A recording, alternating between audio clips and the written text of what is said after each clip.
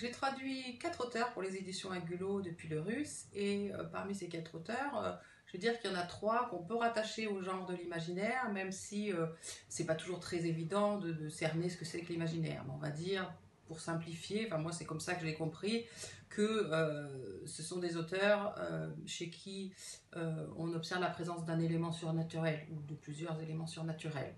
Parmi ces 3 auteurs, il y a Anna Starobiniez, dont j'ai traduit pour les éditions Angulo Le Refuge 39. Et dans Le Refuge 39, vous avez une femme russe qui se métamorphose en clochard français, ou alors un homme russe qui se métamorphose en araignée.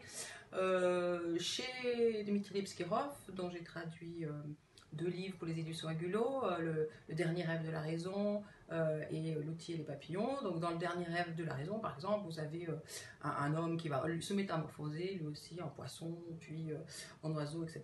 Et puis vous avez aussi une figure très cocasse qui est un gros policier qui a des énormes cuisses qui vont gonfler, gonfler, gonfler et qui vont en fait être donner naissance à des poissons, puis à des oiseaux, etc.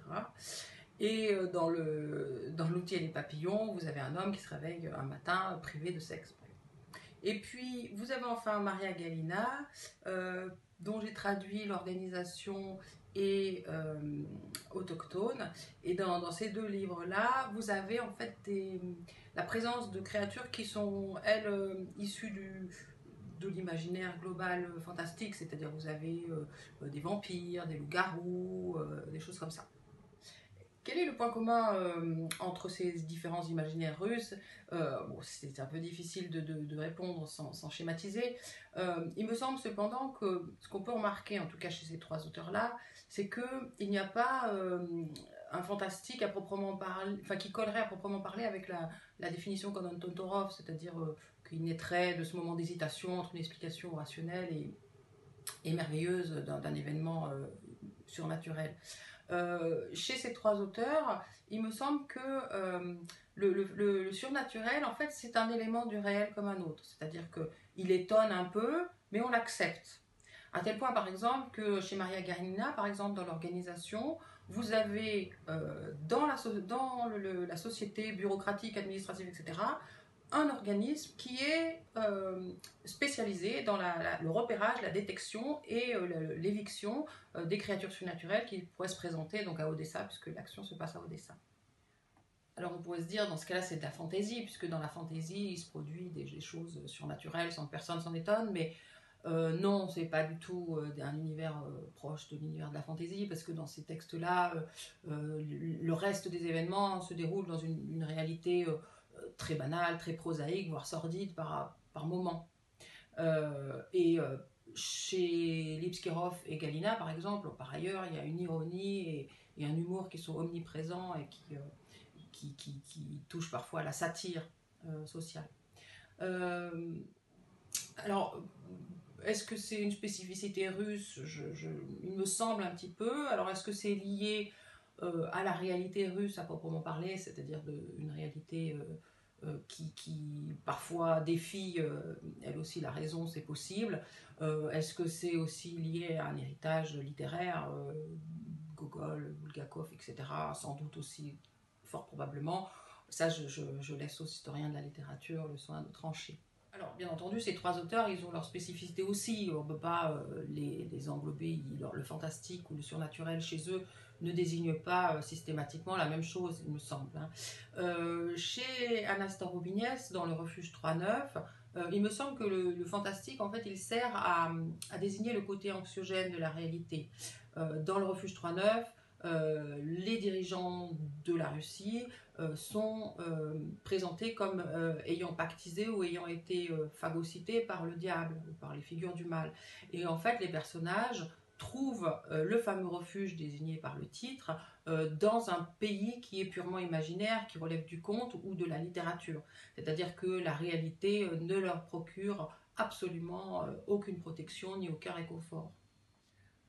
Chez Dmitri Psyrov, en revanche, le fantastique, en fait, est déjà d'abord, il me semble, source d'images très poétiques, très délirantes, très cocasses, et vraiment traduisent une imagination absolument débridée.